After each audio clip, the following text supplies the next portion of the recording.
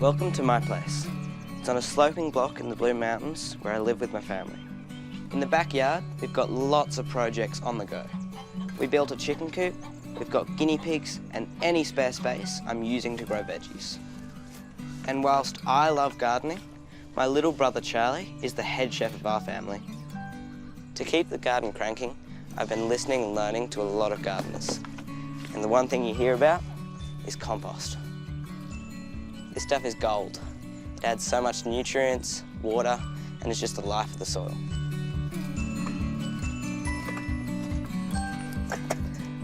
This was my first attempt at a compost system.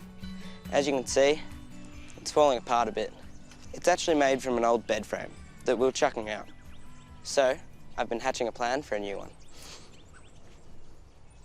This is my new system that I made with a mate. It's a 2-bay system. Each one has about a cubic metre, which is a lot of compost. And it's made from recycled pallets, which are heat treated, so they're safe. It's got these really handy gates, which are just low enough where I can put a wheelbarrow in. And they've also got these handy little corrugated iron sheets attached to the pallets, which make a really good backing when you're digging into the compost. And they also heat it up. And today, I'm going to be using my new system to make a hot compost. It's a great way to get a lot of compost in a very short amount of time.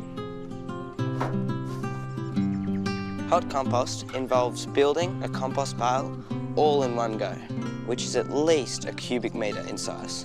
Any less than this, and it won't generate the heat required to break down the organic matter. And all the billions of microbes and fungi will be doing all the hard work.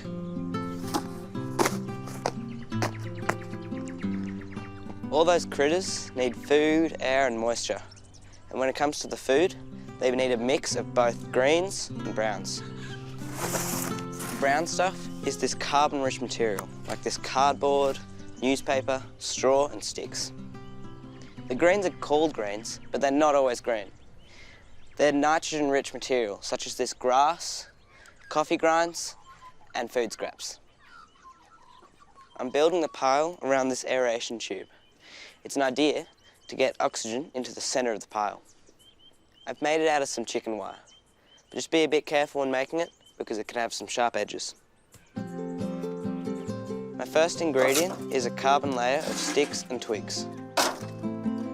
The rough textures will allow excess water to drain. Also, just like the wire tube, bulk at the base will help oxygen get up and into the pile.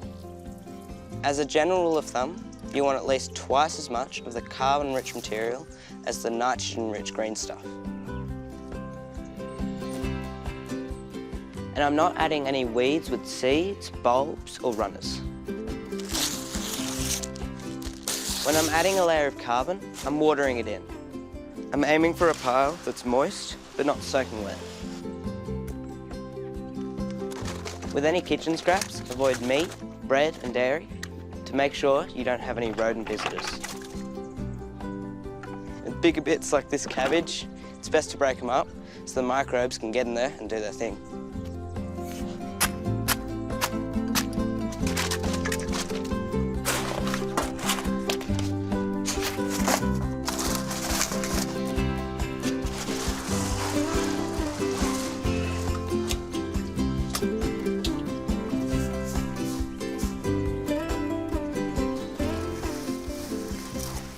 Comfrey is a really great companion plant to a compost bin, but it could be a bit of a weed in your area, so make sure you check.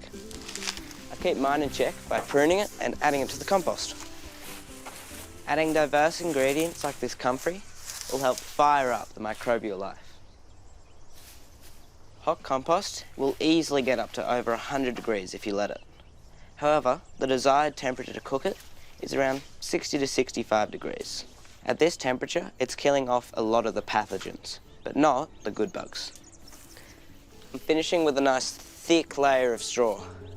And in 2 weeks, I'll move it to my second bay. And from there, I'll be turning it every few weeks.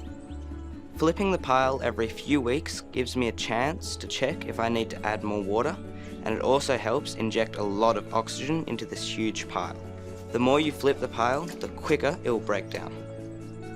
I'll know when it's ready, because it'll be crumbly, slightly moist, and look like dark chocolate. And it's not just me who's excited. Charlie's cooked up a compost-inspired creation. What have you got here, Charlie? Some compost cake with fondant worms kind of crawling all over the cake. Oh, it looks yum. Look at little worms. And what's going on with the crumble on top? Is that to mimic the compost? Yep. Yum. Home-cooked compost and home-cooked cake. I think this gardening, cooking collaboration is working out a treat. Oh, thanks, Charlie. That's delicious.